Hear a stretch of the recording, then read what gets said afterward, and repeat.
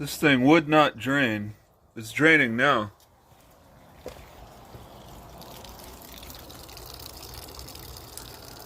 Using a washing machine hose to drain it.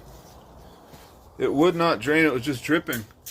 I just loosened up this hose, this hot hose that goes to my washer. And that's when it started draining. I already had the faucets on in the house on hot, but it was just dripping. So if you have a setup kind of like that, just loosen this hose a little bit and it'll start pouring out fast.